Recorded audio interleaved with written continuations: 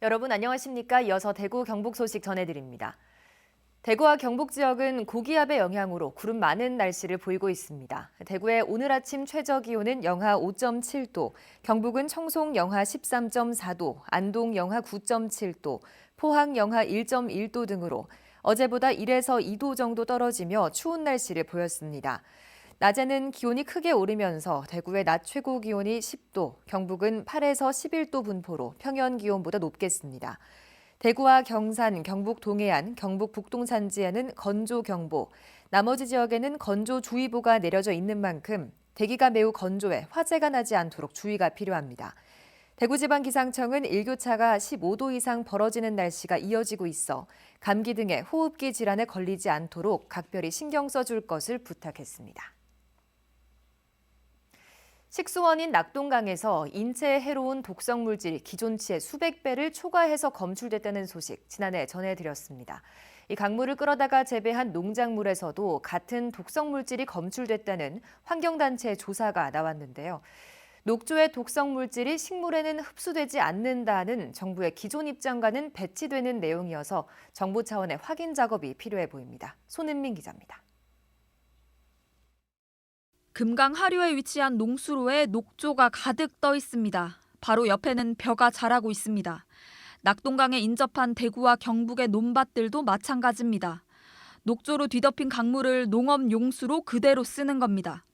환경단체는 지난해 11월 낙동강과 금강 주변에서 수확한 무와 배추, 현미에서도 녹조에서 생성되는 독성 물질인 마이크로시스틴이 검출됐다고 밝혔습니다.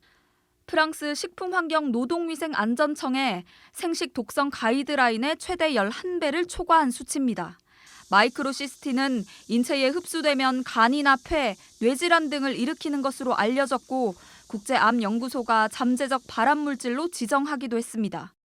더욱 심각한 건 쌀이나 이 작물에 검출된 마이크로시스틴은 끓여도 100도, 300도로 끓여도 워낙에 마이크로시스틴이 안정적 구조이기 때문에 분해되지 않는다는 거죠. 그대로 인체에 유입될 가능성이 매우 높은 상황입니다. 환경단체는 낙동강과 금강의 보수문을 전면 개방해서 녹조를 줄여야 한다고 주장했습니다. 또 녹조의 독성이 농작물뿐만 아니라 어패류 같은 먹거리 전반에 영향을 줄 수 있다며 관련 조사와 대책을 마련하라고 촉구했습니다. MBC 뉴스 손은민입니다. 대구시는 대구의 산업 규모와 분포를 파악하기 위한 2021년 기준 사업체 조사를 오늘부터 합니다. 대상은 종사자 1인 이상인 대구 지역 30만 5천여 사업체이며 방문조사와 함께 전화, 배포 조사를 함께하고 항목에 따라 행정자료로 조사를 대신합니다. 조사 결과는 오는 9월 잠정 발표하고 12월에 확정해 국가와 지자체 정책 수립과 지역 소득 추계 등의 자료로 쓰입니다. 영천시가 전기 저상버스를 처음으로 도입해서 운행을 시작했습니다. 영천시는 안전 점검과 시범 운행을 끝내고 어제부터 전기 저상버스 2대를 승객이 많은 55번 시내버스 노선에 배치해 운행을 시작했다고 밝혔습니다. 앞서 경유 저상버스 2대를 운행하고 있었지만 전기 저상버스 도입은 이번이 처음입니다. 전기 저상버스는 배기가스가 없고 진동과 소음도 적어 승차감도 좋을 뿐 아니라 출입구가 낮아 노약자와 장애인, 임산부 등 교통약자가 타고 내리기 편합니다.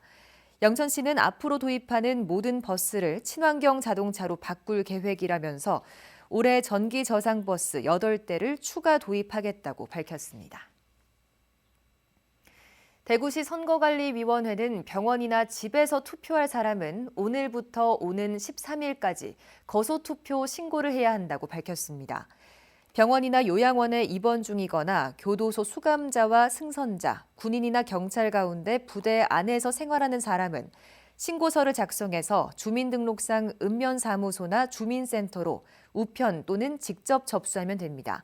선관위는 또 이사 등으로 주소지를 옮기는 유권자가 새로운 주소지에서 투표하려면 오늘 안으로 전입신고를 마쳐야 한다고 덧붙였습니다. 이상으로 MBC 뉴스를 마칩니다. 여러분 고맙습니다.